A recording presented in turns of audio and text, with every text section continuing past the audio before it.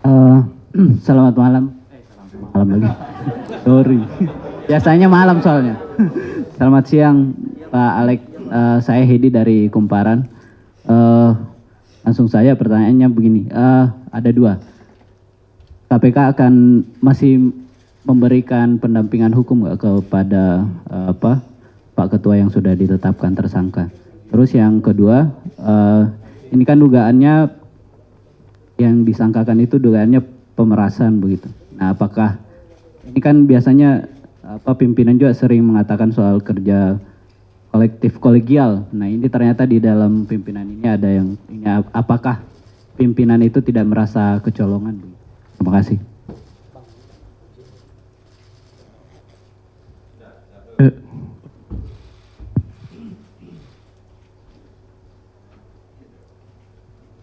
Ya, yang jelas Pak Firly masih sebagai pegawai KPK.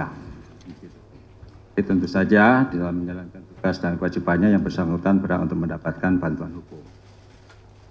Yang kedua, apakah KPK kecolongan? Kita nggak pernah merasa kecolongan. Ya, pengadilan internal di KPK sudah berjalan dengan baik, meskipun ada kejadian-kejadian, ya, apalagi ini kita harus tetap menganut asas praduga tidak bersalah, kan seperti itu.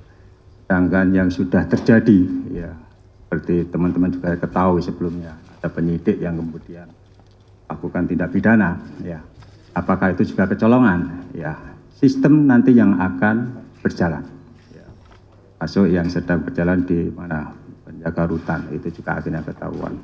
Dan kami masih tetap meyakini bahwa apa yang kemudian menjadi persoalan pada siang hari ini juga di Polda Metro Jaya itu juga dilaksanakan dengan profesional, ya, dan kita akan mengikuti proses penyidikan di Polda Metro Jaya dengan pendampingan dari Biro Hukum.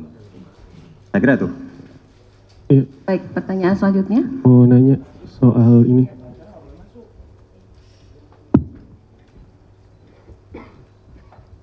Pak Alex, saya Yogi dari Harian Kompas. Yang pertama itu soal kan ada ini ya pemberhentian sementara gitu ya, berarti ada ketuanya yang akan mengganti itu siapa? Terus kemudian bagaimana relasi KPK dengan kepolisian pasca penetapan tersangka ini? Kemudian tadi kan sebelum ada rapat internal ya Pak, minus Pak Gufron ya. Nah itu hasil rapat internal itu apa saja? Kemudian terakhir peristiwa ini tentu akan menjatuhkan marwah KPK gitu ya, terutama dalam menjaga kepercayaan publik gitu. Nah, apakah KPK akan melakukan proses perlawanan hukum atau seperti apa nanti ke depannya? Termasuk juga dalam pemberantasan korupsi ini untuk memberikan kepercayaan kepada masyarakat. Terima kasih. Siapa yang menjadi wakil, siapa yang menjadi ketua, kan begitu kan? Ya, ini kita tidak berandai-andai, ya, tidak berandai-andai, dan kita juga tidak tahu, dan belum juga ada kepres dari Presiden. Kita sampai dengan saat ini, Pak Firly masih sebagai Ketua KPK, kan begitu, dan menjalankan tugas seperti biasa. Kemudian terkait dengan kegiatan koordinasi kepolisian tidak ada persoalan, karena ini menyangkut lembaga, bukan person pribadi-pribadi. Jadi kalau terkait kelembagaan, ya nggak ada terganggu. Sama saja kita berkoordinasi dengan Kementerian Pertanian, sekalipun menterinya sudah kita tetapkan tersangka dan kita tahan. Jadi, sama sekali nggak ada gangguan terkait dengan koordinasi kerjasama sinergi dengan pihak kepolisian. Kemudian terkait dengan opini publik, ya tentu cara yang paling efektif untuk meningkatkan kepercayaan publik adalah dengan kerja-kerja dan kinerja KPK, kan begitu kan? Tadi sudah saya sampaikan bahwa kami tetap berkomitmen dan tidak terpengaruh dengan kejadian ini, ya.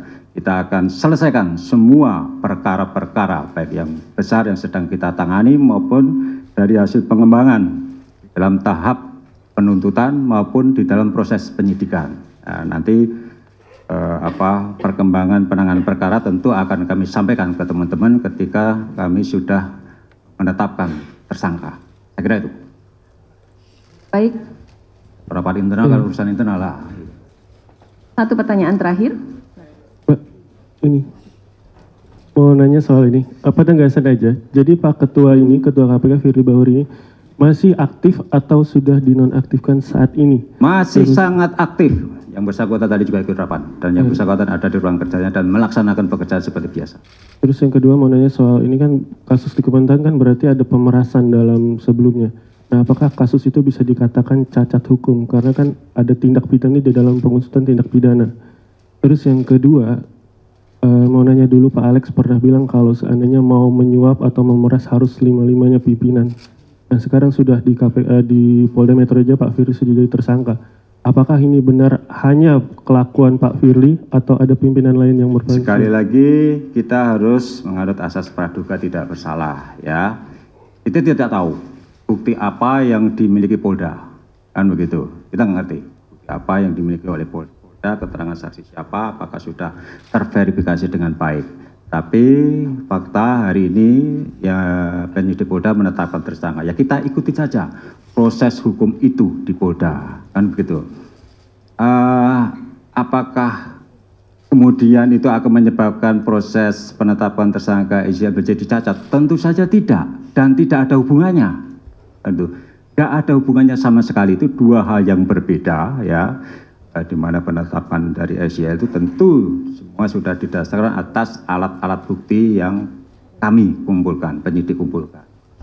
Dan kami meyakini bahwa berdasarkan alat bukti yang cukup telah terjadi peristiwa pidana, korupsi tentu saja, dan siapa pelakunya, kan begitu.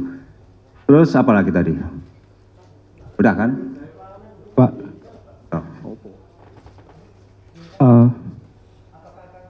ya tentu itu menjadi hak dari Pak Firly untuk melakukan perlawanan. Kalau yang bersangkutan kan berkali-kali saya kira sudah teman-teman wartawan juga sudah mendengar dari statement beliau bahwa bersangkutan tidak pernah menerima suap, tidak pernah melakukan pemerasan, kan begitu. Tentu dia Pak Firly punya dasar menyampaikan pernyataan itu.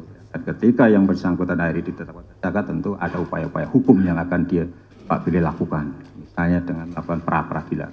Itu hal yang normatif saya kira. Mungkin saya Yomal dari suara.com ingin minta tanggapannya Pak Alex.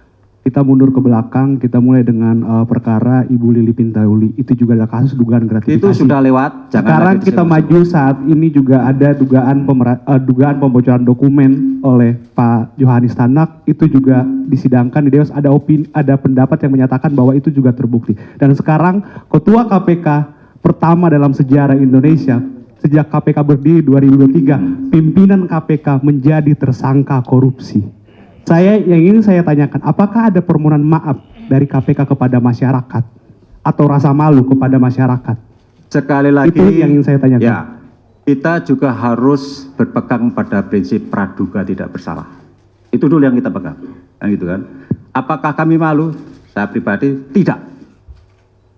Ya, karena apa? Ini belum terbukti, Ya, Pak Tanak. Kasus Pak Tanak di Dewas dinyatakan tidak terbukti. Itu yang harus pegang. Masyarakat menilai, masyarakat dasarnya apa? Kan begitu. Tetapkan tersangka, oke. Tetapi sekali lagi, ini baru tahap awal. Nanti masih ada tahap penuntutan dan pembuktian di persidangan. Itu yang teman-teman harus kawal, monitor, ikuti bagaimana proses ini berjalan di Polda. Tidak berhenti di sini, tidak berhenti pada penetapan tersangka. Kita lihat, Polda sebelumnya juga melakukan penyidikan terhadap kebocoran dokumen. Ya kan? Mana hasilnya? Kalian nggak pernah tanyakan. Ya kan? Kalian nggak pernah monitor, tanyakan. Sementara di Dewas, apa fakta yang ditemukan Dewas pada kasus pembocoran dokumen di SDM? Nah itu. Kalian harus cermati juga itu.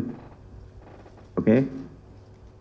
Baik teman-teman, saya rasa sudah cukup kesempatan untuk bertanya. Terima kasih sekali lagi pada teman-teman wartawan yang hadir dalam konferensi pers hari ini. Mohon maaf jika ada yang salah-salah. Terima kasih, salam sehat. Assalamualaikum warahmatullahi wabarakatuh.